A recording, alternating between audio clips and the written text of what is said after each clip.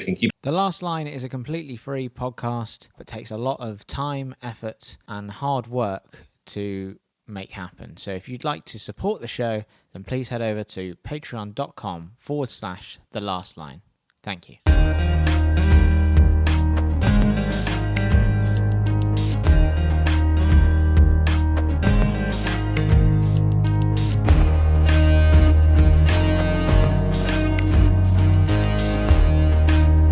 Good morning, good evening, good afternoon, good whatever time you're listening to this podcast. My name is James Albarn, and you are listening to episode 17 of The Last Line. Thank you very much for joining me. This week features a conversation with wildlife filmmaker and presenter Gordon Buchanan. I spoke to Gordon a few weeks ago, so quite soon for me. Usually I record these podcasts and then they take months to come out. But no, quite soon. And I've chosen to release this one now because I think we have a lot of conversation about climate change and the environment, and it seems like a sort of good appropriate time to release that conversation, given that this week saw the start of the Extinction Rebellion protests in London, and I think across the world again.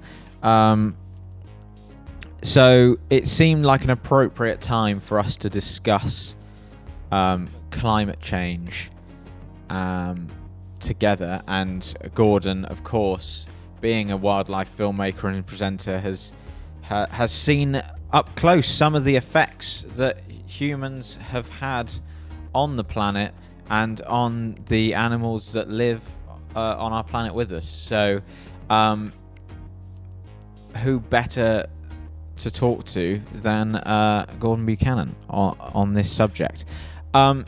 So that takes up a lot of the conversation. We also talk about Gordon's work, and we start with Gordon telling me about his most recent project that he's been shooting in Russia.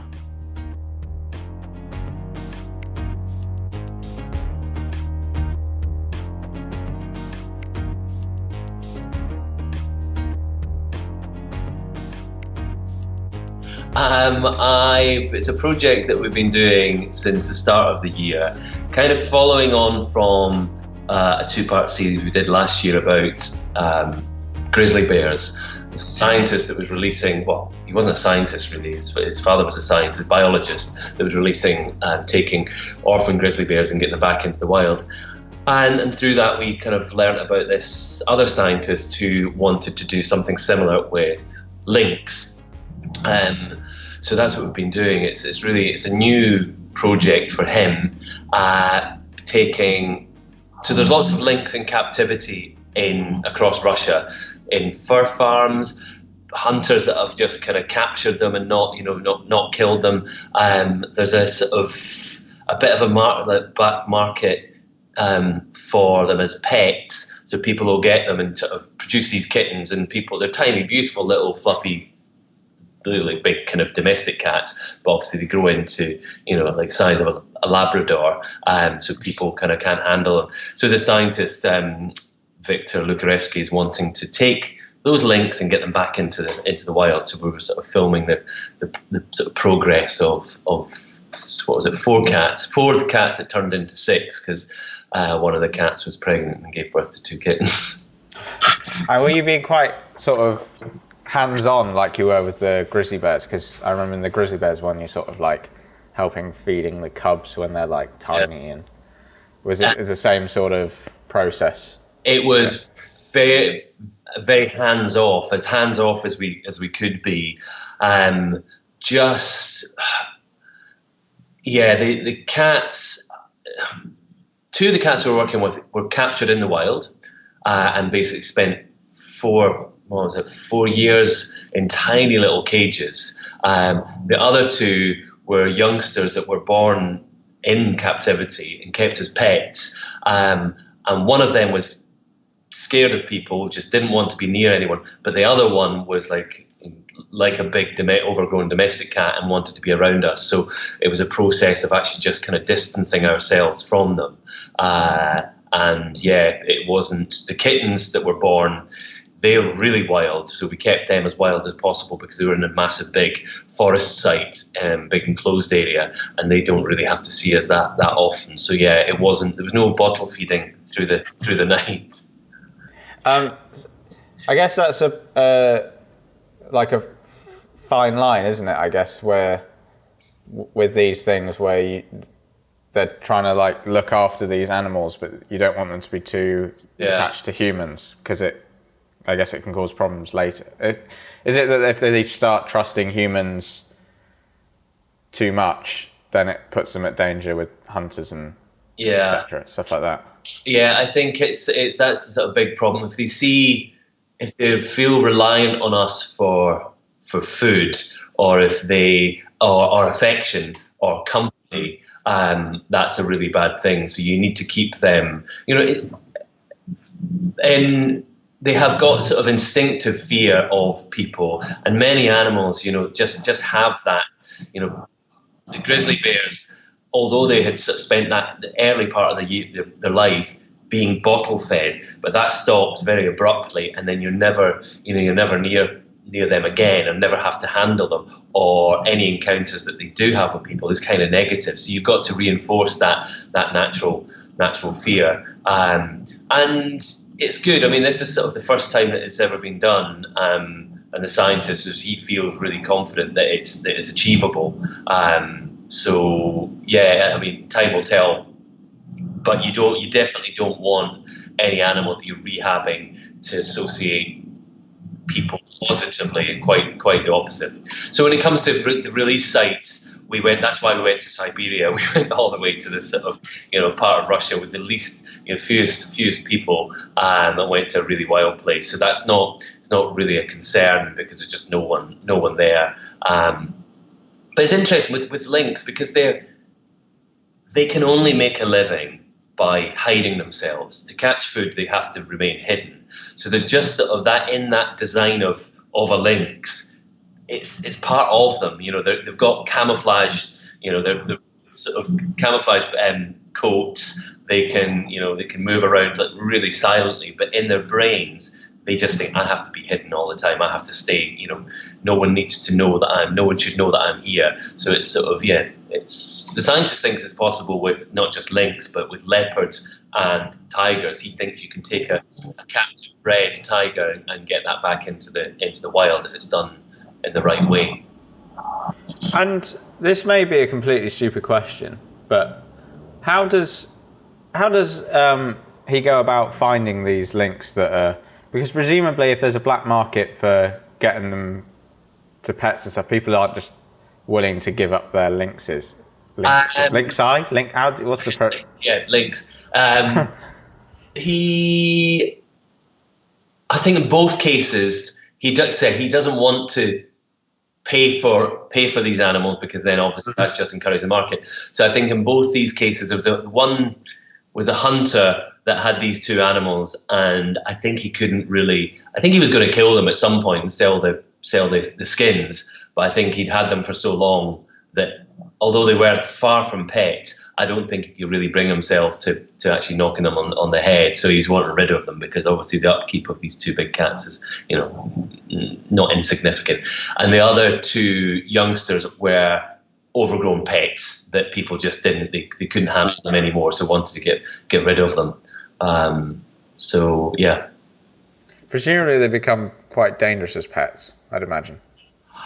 Or are they not? Are they? Because I'm just thinking in terms of, big cat. You sort of think that sounds like a dangerous pet, but are they not? No, they've got a very interesting temperament. They're not. They just get difficult to manage. If you've got a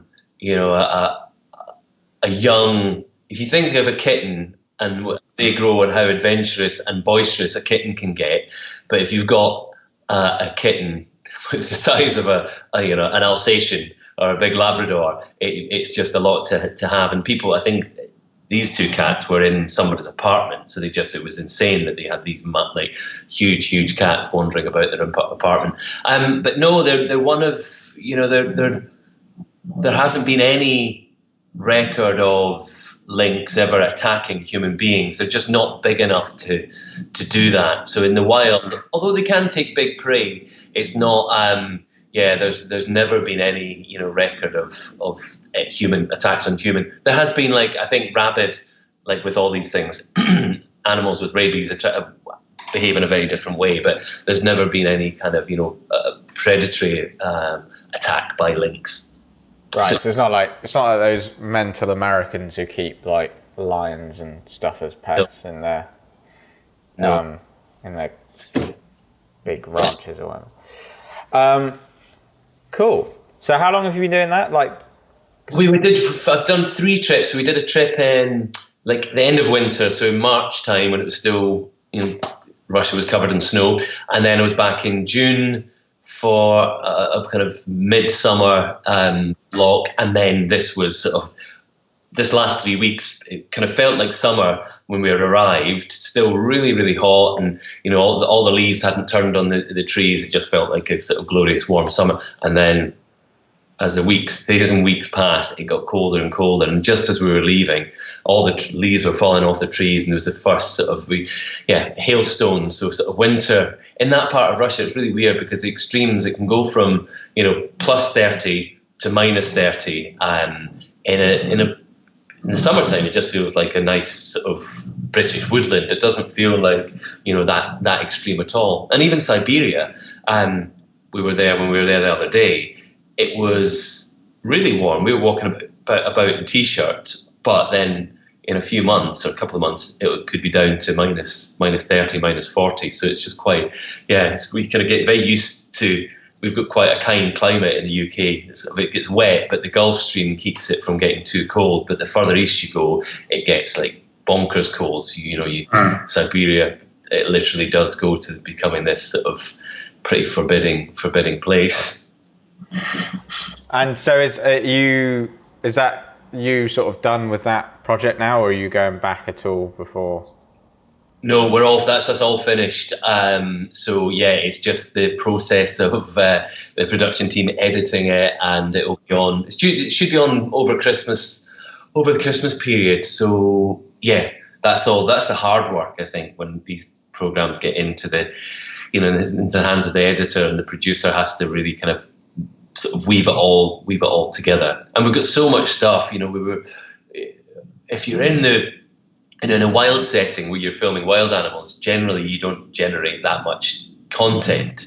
You're kind of struggling to put the story together. But because, as with the bears last year, we were seeing them every single day, so you were filming the whole time, and there's just a lot of footage is generated, and it's just trying to sort of condense it down and have it all make sense. But it's a fairly kind of linear story. These cats, have got their own stories, how they showed up, and then it's getting, the end is the release of them, and the scientist sort of, his story, and just the change of the season. It's quite a gentle story.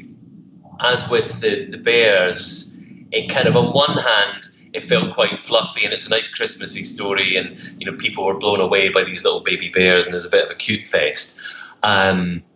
But underlying that, it's kind of, there's a good conservation message, because it's dealing with deforestation, hunting, like sort of legal logging and illegal logging. That's how these bears show up. So it's sort of, it's kind of addressing these issues in quite in a positive way, which is kind of, that's the real difficulty, I think, with making wildlife documentaries, or if you want to get a message across about climate change and the environment, or anything facing the natural world. It's, you don't want to bombard people to the point that they are so depressed they think, well, what the hell can I do? So it's interesting, with the climate strike, keeping an eye on that while I was away, and it is, I think it's wonderful that people are embracing this in the way that they are, and realizing that they have a voice, but it has to continue. It can't just be a kind of flash in the pan and, oh, I'm feeling good because I did that. It's, you know, we really have to radically transform politics, the way that we live our lives, how our whole relationship with the world that we live in, because the things have got to such a kind of dire state that, you know, we're lining up catastrophic problems for ourselves and for everything on the planet.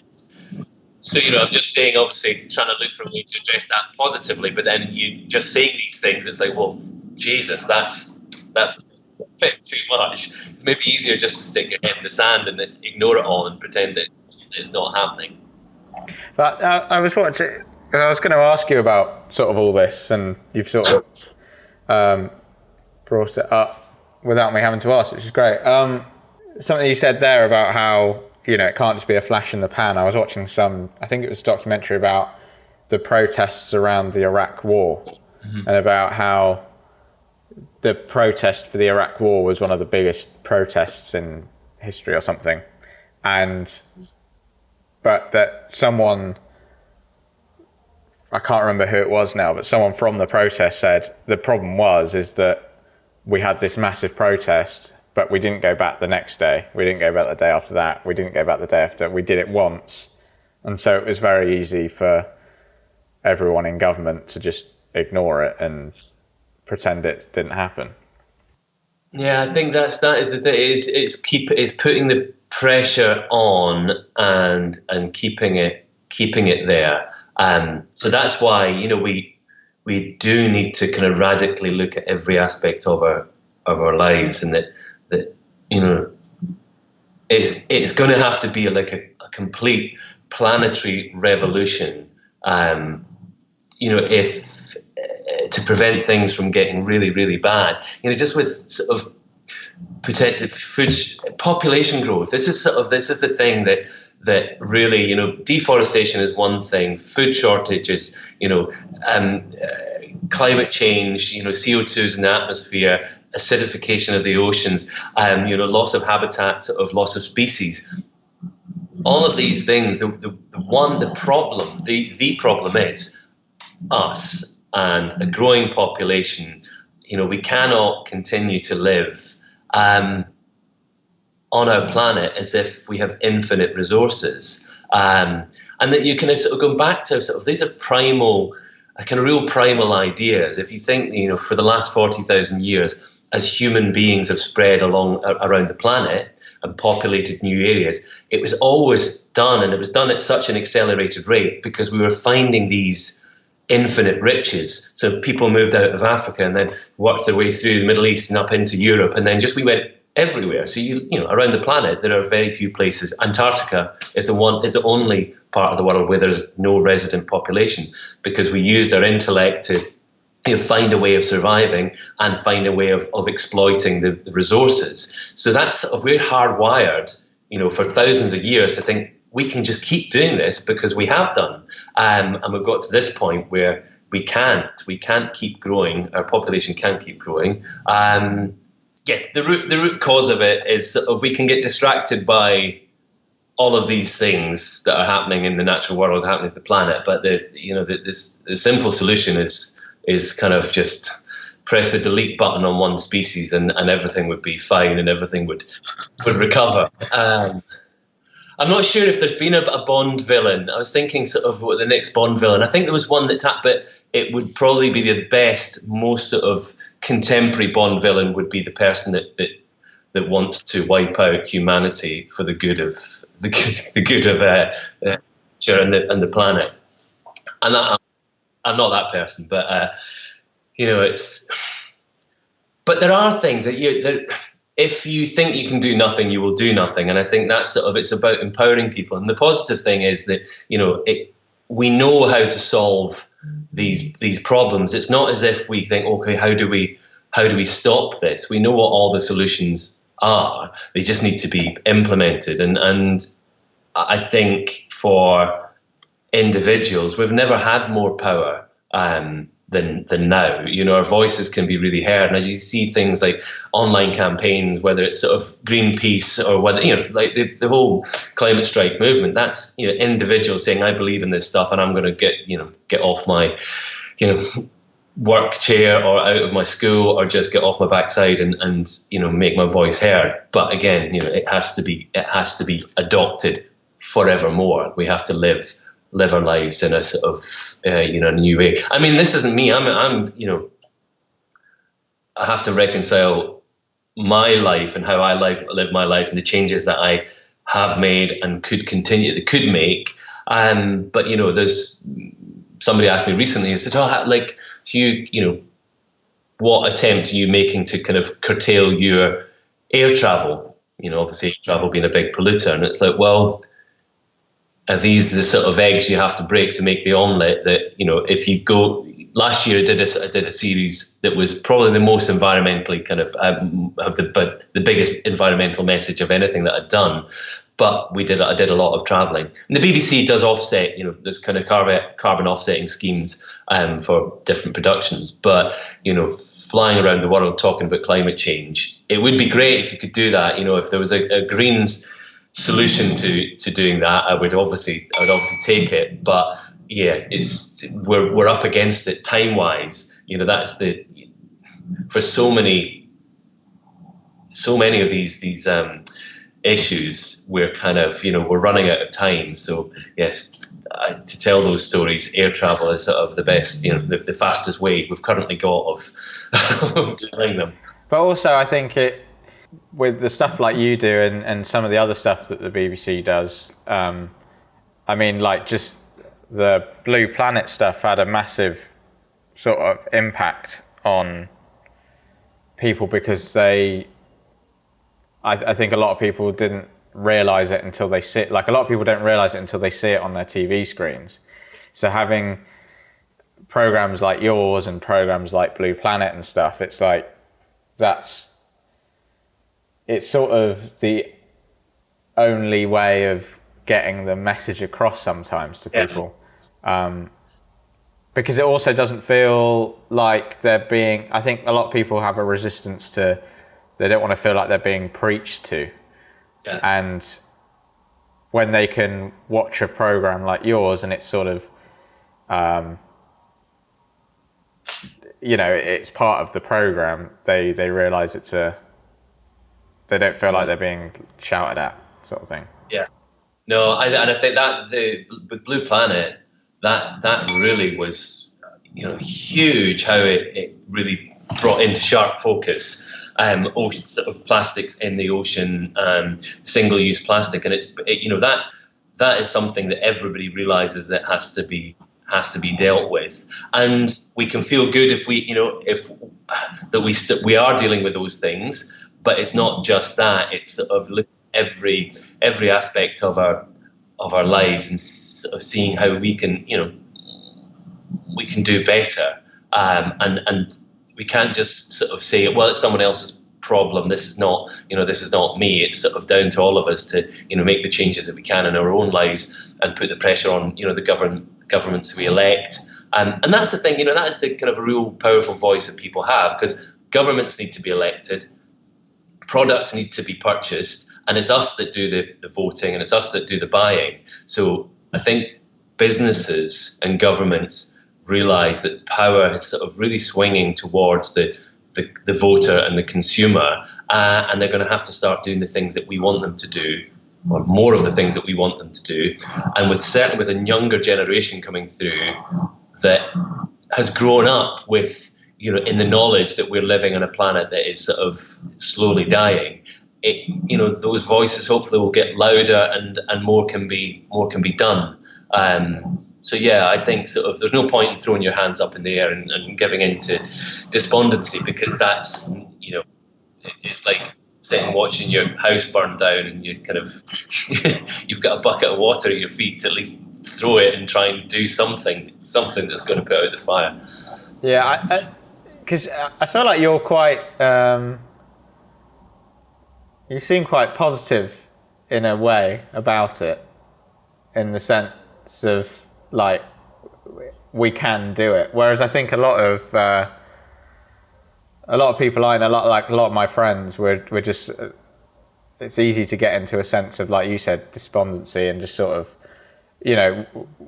we make the changes that, we make an effort to make changes, and we look around and don't see it being done elsewhere, and it can get very frustrating, and like, oh well, we're all doomed then because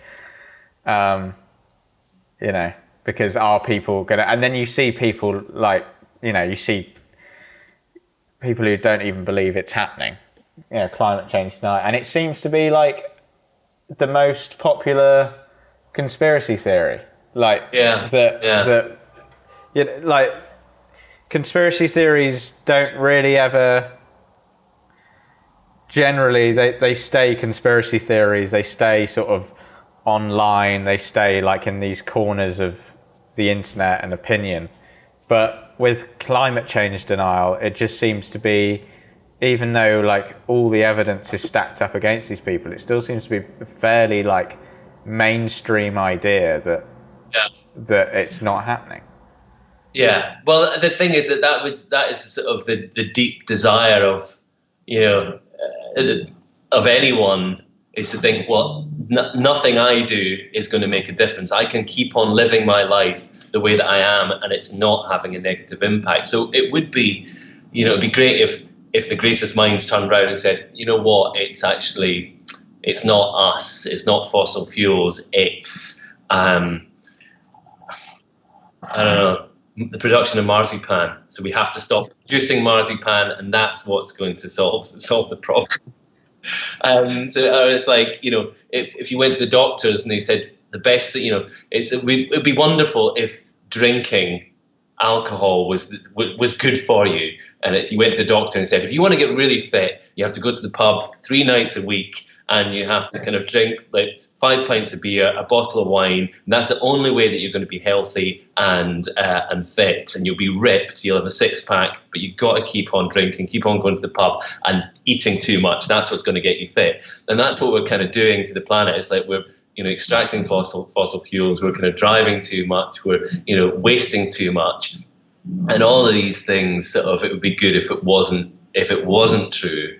But when it comes to climate change, they are the simple fact. There could be a natural, there has been sort of natural trends in the planet over, in history that have been warming and cooling, but undoubtedly a human activity is contributing to it, and because of it, we're losing habitats and species and causing chaos, for ourselves, because of climate change. So we do contribute to it, so we should definitely, try our very best to sort of to limit the damage that we are doing. So I think it's easy. So somebody I was working with last week, we were sitting down and got on to climate change, and they were saying, "Oh, it's complete nonsense." And it's a really difficult one, because like, well, we're just sitting having breakfast, and we've got literally 15 minutes to try and convince you that this is not the case. So I just kind of like, I thought I'll pick my battles, because this guy he said the planet's been warming for thousands of years, which it has been, but it's accelerating, and we know it's accelerating because of CO2 in the atmosphere, and we know that we are releasing CO2 in the atmosphere by cutting down trees and burning fossil fuels. It's all, and refrigeration. It's not a theory. It's science. But we live in a world where, look at Trump. He just, something's fake news. You say that's a lie, and even if, no matter how absurd that is, if you just keep saying that, it's that, well, you've got nothing. You can't convince someone. If all they say, if they don't listen and don't look at facts, so they say, well, these are the best scientists in the world have discovered this. They know that this is happening.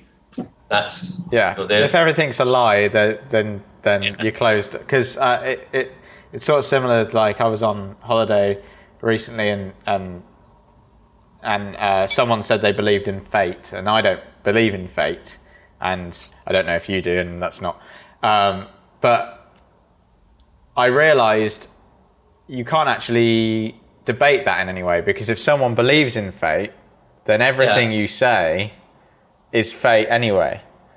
And it's like, well, okay, well, I'll just, that's up to you then.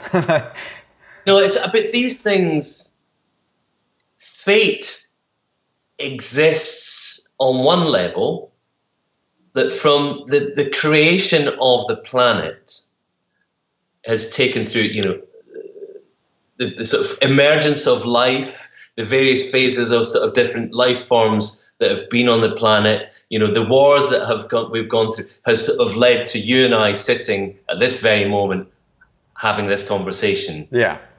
It couldn't have worked out any other way, because that is what we're doing. So fate is, you know, if you had maybe removed all pterodactyls from prehistory, we wouldn't be doing this. If you had maybe kind of, if the Earth had been hit by a meteorite the size of a car, we wouldn't be doing this. But we are, so, and it couldn't have happened any other way. So I quite like that notion that, you know, I don't know what I'm going to do tonight at 6 o'clock, but I can't avoid it's going to happen, hopefully. So it's, but people, we were, the other day, we were having this sort of, the other night, we were just sitting chatting with the crew, and we were talking about somebody that I knew had a good ghost story. And I don't believe in ghosts. I'm not religious.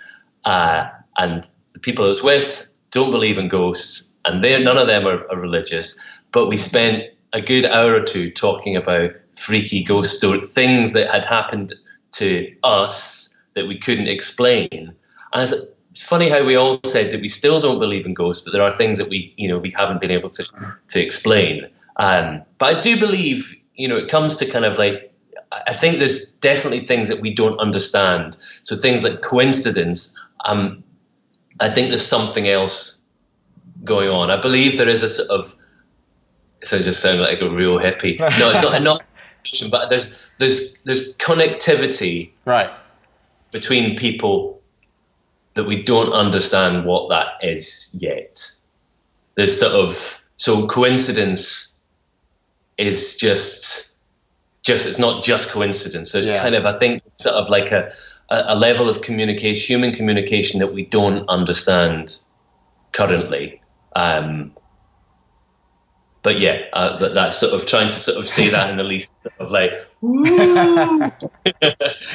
wistful, fanciful kind of way. We've you know, our brains are so huge that they evolved. You know, they evolved to be that size, so we could communicate, so we could be resourceful and inventive. But I think our brains are disproportionately large. You know, it's like, you know, I think we'll find out that, you know, whales and dolphins probably think in exactly, you know, have the same emotional range. And well, they've got, you know, not that we find out, lots of animals can do things that we can't do. So we kind of use ourselves as this international standard that, well, is it sort of, you know, is it as intelligent as a human, or is it as fast as a human? Can it do this? It's like, well, none of us can have the strength of a chimpanzee. We can't hunt colobus monkeys through the canopy.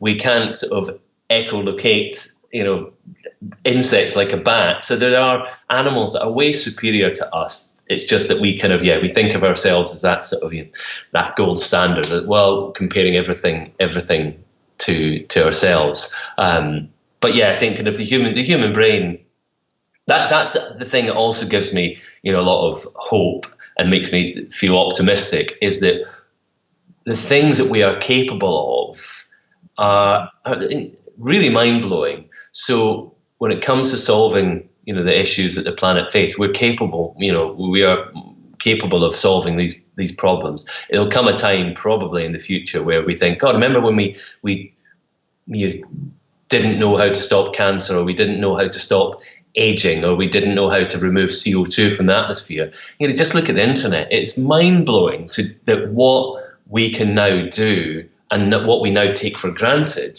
You know, at the start of my career, that was you just would not have conceived that these things were possible. To have, you know, mobile phone, you know, Skype conversation, global communications. It's sort of, you know, the internet. But again, human beings are really kind of so self-centered. Is that, well, we've got those things now, so let's find, like, we're never completely content. So we're never happy. You buy a new phone, and you're like, yeah, I've got a new phone. But then once you've had it, it's like, well, the camera's not as good as I want it to be. My internet's not as fast as I want it to be.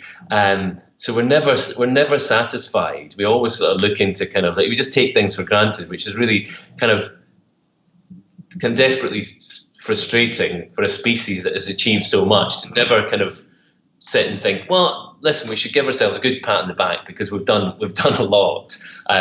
So I think we will continue to innovate, and I think it will be those innovations that are going to, you know, hopefully make life better for ourselves and for every other kind of living thing on the planet, whether it's a tree or whether it's an elephant.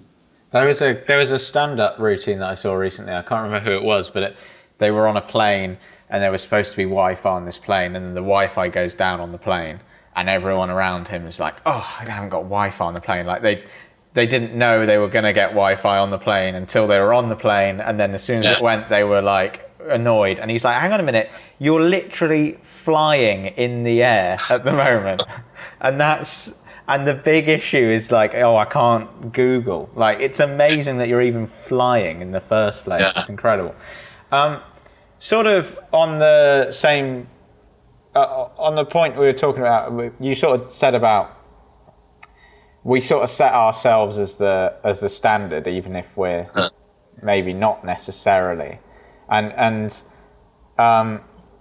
you probably get asked this a lot, but about when you're making a program, about the sort of, there's always that question of letting nature run its course or getting involved in some way, and I guess it's kind of an old story-ish now, because it happened a good few months ago.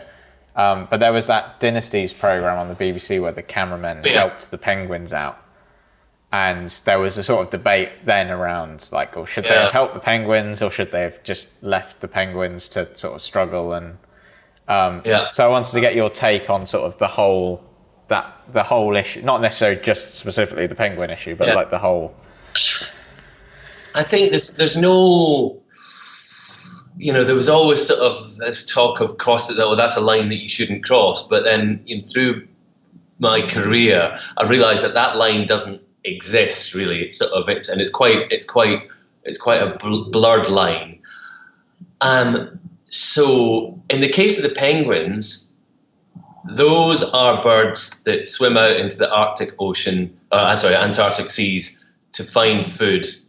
That food stocks that are dwindling because of overfishing caused by us. So we are, you know, hampering their chance of survival by taking their food source. So at the other end, although that was a natural event, you know, they were down in this little kind of gully that they couldn't get out of. I felt that was the right thing to do, because we'd sort of put them there in the first place in a roundabout way. When they go out to sea, there will be penguin chicks that will die because of their parents not able to find enough food, and they're not able to find enough food because of sort of the changes that are taking in place in the planet and you know, overfishing. There was another one, can't remember which program it was, but might have been in Planet Earth, where there was turtles, leatherback turtles, that were heading out to sea, and they were being attracted towards the lights of the town. And the film crew, I think, had got into trouble because they had turned some of them around. And I didn't know why there was such a hoo-ha. I said, well, that's a man-made problem. If those lights weren't there, 90% of those leatherback turtles would head out to, you know, the twinkling city lights. So I don't have a problem with that. Like we've got bird feeders in my garden, so I'm already I'm fiddling about in nature there. I'm giving those birds that come to my feeders a better chance of surviving because I'm feeding them. When it comes to, I'm trying to think, I think if it's a man-made problem, I think we should intervene. But if it is just sort of the natural workings of nature, for example, I remember one night, it was really sad. I saw this zebra that had broken its leg, and the herd had just moved on, and this zebra couldn't keep up. And I was watching it at the end of the day, and I knew I started hearing hyenas sort of yowling off in the distance, and the zebra's head came up, and I could sort of, if you can read expression into the face of a zebra, I thought that animal knows that these are the last hours on Earth. It's not going to survive the night because it's going to be found by a lion or hyenas, and it's going to die. It's going to be eaten. And you would think, God, well, should I have used all my resources to get a vet or a team of people to round up that zebra, to mend its broken leg and to get it back in the wild? As well, you're depriving the lion, the hyena, of that source of food. So that's just a harsh fact of nature that bad things happen.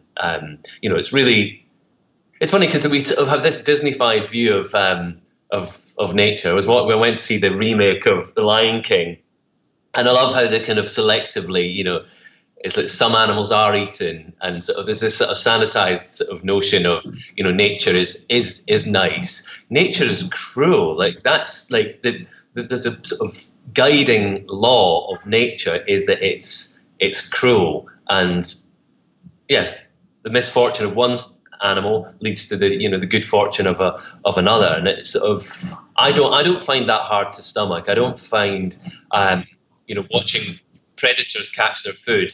I don't get sentimental about that, because I know that's what they need to survive. I remember somebody. We were filming a grey seal colony, and there's a huge amount of sort of natural die-off of grey seal pups. And you watch this happening, and you know that the pups can get separated from the mum, and majority of the time, they get reunited. The mum finds a pup and the pup survives. But any day of the week through the pupping season, you see dead pups on the beach. And I remember somebody got into a real rant on, I was like, social media somewhere. Is that how could you sit by and watch those pups die?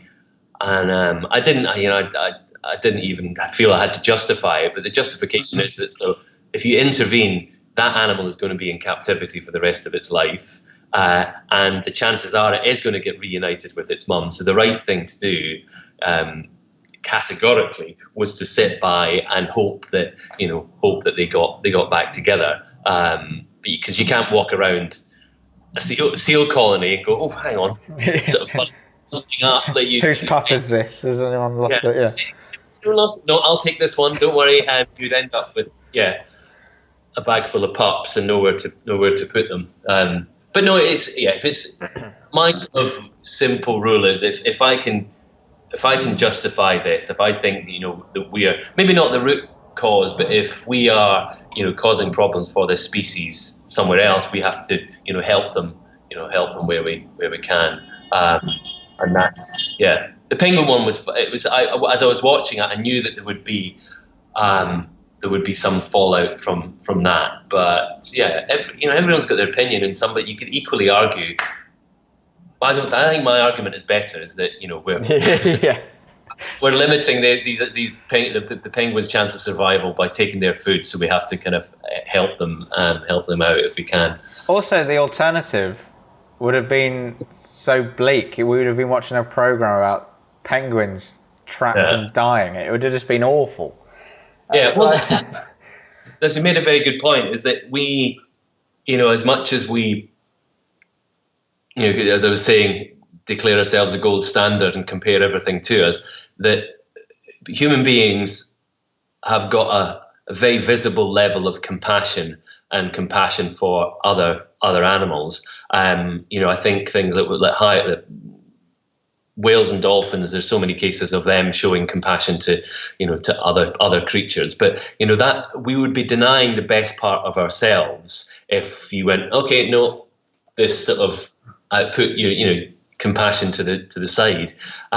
So we would be just denying a fundamental part of our humanity if we just got it'd be really cool to do that. Now I remember this is years ago, watching turtles hatching on a river, and there was thousands and thousands of these little tiny little turtles heading off to the river, and hundreds going in the wrong direction, and these vultures were coming down, just hoovering them up, and there's this a bird called caracara, and they were just nailing them. So I was sort of like going around turning all these little turtles around, and I was depriving the vulture and the caracara of its breakfasts, but at that moment I thought, how much do you need to eat? You're scoffing. The vultures were just necking turtles like they were going out of fashion. So I was like, I'm pro turtle at the moment. So, but yeah, I could argue that is like, I have argued that is totally wrong. It was a natural situation, and what I was doing was, limiting the success of another animal. So yeah, it is a very blurred line. But it's about compassion, and we can't. Some people aren't compassionate at all, but the majority of us are, and we act on that all the time. Whether it's donating to charities, we're sort of easily influenced because of our sort of compassionate streak. I think you're interesting because most of your programs, you sort of become a character it's not just about the wildlife all the time. You sort of become a character in the program, and I wondered sort of how that developed and why,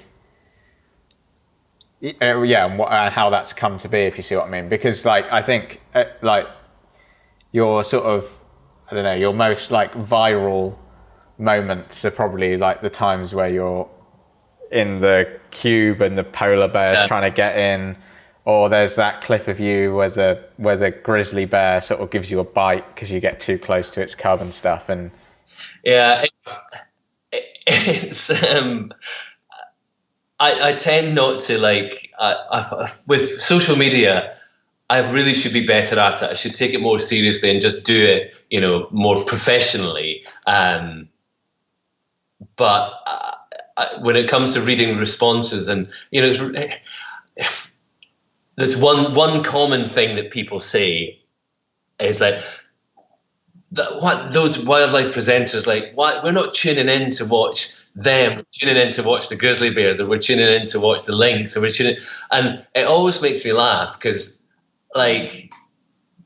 on one hand, I never really wanted to. I'd never planned to be a presenter, so I've kind of sort of found myself on the other side of the camera, and I'm really happy doing that and enjoy it as a role. But it makes me chuckle that people. We've got such a huge banquet when it comes to what we can choose to watch, on our TVs, on our phones, and I love the fact that it's like someone saying, "I watched this bloody Gordon Buchanan. He's always popping up. It's like opening a tin of tomato soup, and it's like, Jesus Christ, it's like inside this tin of tomato soup is tomato soup, and I hate tomato soup. So why is it every time I open them, it's like there's tomato soup in there? It's like turn the channel, and there's plenty of things to choose from. There's plenty of just pure wildlife programs, but by and large, people love the programs that we make, and that's great, and there's really positive messages that come out of it. But how I came to be in front of the camera, it was just a real I don't know, I think as a cameraman I'd got to a point where I felt that I'd accomplished everything that I'd set out to when I started work when I was 17, and I sort of looked at the place that I wanted to be, or the summit of that mountain, and I kind of got there. And when I sort of achieved that, I was like, wow, I've done this. And then the presenting thing was sort of kind of being offered to me, and I did it just to see how I felt about it. And I really didn't like it in the beginning. I really didn't enjoy being in front of the camera, and didn't think it was a very honourable profession. And I was like, well, I want to watch documentaries with, I love David Attenborough documentaries, but I always felt that human wildlife presenter-led programs, the presenter did get in the way. I'd rather just sort of make the types of programs that I wanted to make didn't have any people in them. But then as I started doing it, I realized that actually it's about getting a message across is sort of, you can do that with pretty pictures, and you can do it with your voice. So if you can combine it with, you know, what you have to say, what you're seeing, that whole experience, and it can, you know, it's about moving people. And I think, you know, the programs I've been involved in, sort of in front of the camera, they've been a sort of quite emotionally driven, and sort of make people not just think about things, but making people feel a certain. And people often say, "God, well, my wife was crying, or I was crying about, you know, when I was watching that program," and it's like, well, you're not trying to manipulate you, but if something sad happens, or something moving happens, or something, you know, it doesn't have to be sad. It can be something really positive. And some of the things that I've watched and found most emotional, you know, as an experience, have been really positive things that kind of, you know, if I've found myself with tears running down my face, it's been often happy thoughts, or positive things, and not necessarily sad things. So the kind of the being a presenter, that wasn't even a word that I liked to use, but I do see that as a job now, and as a sort of kind of respectable, legitimate occupation, because it can do good. And I sort of see how, you know, I met so many people now. God, I mean, it's like getting older. I'm 47 now, and I don't feel, you know, the old duffers like me say this all the time. It's like, I don't feel any different. I sort of, since from when I was 20, and people that I work with a lot, there's a lot of old duffers, but there's a lot of kind of like new people. And the old duffers, we always say, like, how did that happen? How did I go from being sort of new kid on the block to being one of the old losers? And it just, that's what life does. Sort of, that's what happens. But what I've lost my kind of flow of consciousnness there. But what I've seen is, you know, I'll meet someone that might be in their 20s now, and have said, God, I watched your program in Papua New Guinea or in Borneo, which is a decade and a half ago, and that's what made me want to, you know, go into conservation, and that's why I want to study zoology, and you know, or conservation. So I've met so many people over the years that have been moved in a really positive way. So I think it's quite good. The whole wildlife TV genre is positive. It is kind of an industry that kind of, I think the people in it, you don't want to be smug and say, I'm doing sort of, you know, really good things for the world, but I think it's something, you know, I'm not selling guns to third world countries.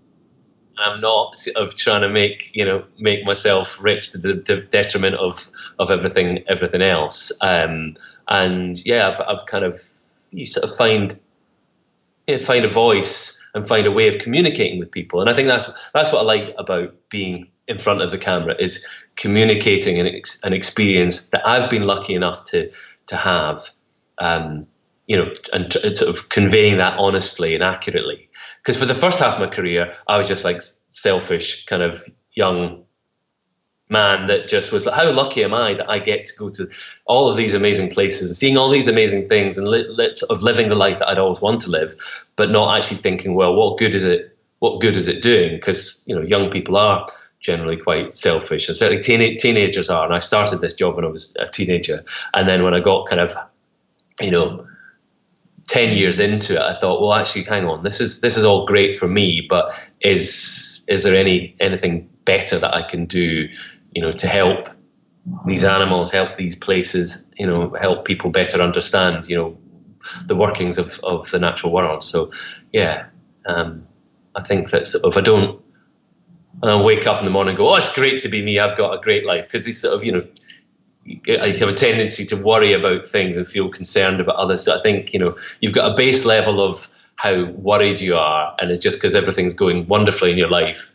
that doesn't, you know, it doesn't mean that it's going to stay that way. So, you know, I think for everyone it's up and down. You know, at the start of every project, I'm worried about, can we tell this story? What's it going to be like? And then when you see it through to completion, and you're watching it on TV, and you think, why did I have all these worries? What about, you know, this working? It's clearly worked, and there's, you know, a couple of million people have watched it, and then, you know, another several million will watch it in its lifetime. But you can't ever, I'd hate to feel smug. I think because so many people,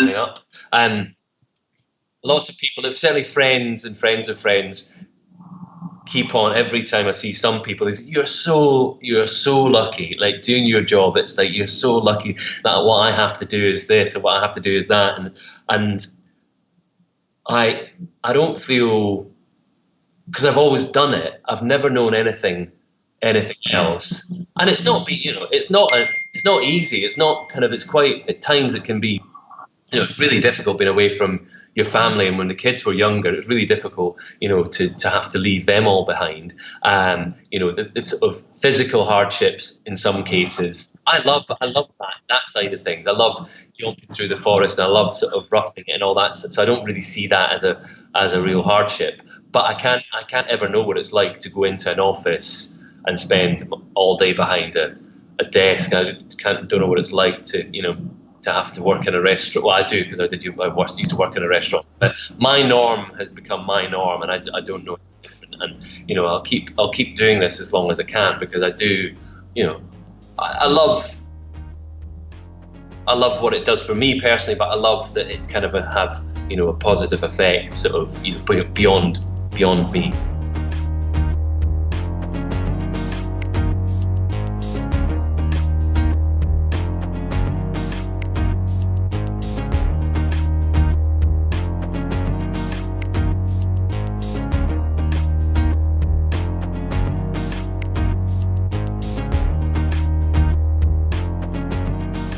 So there you have it, Gordon Buchanan. My thanks to Gordon for joining me on the show.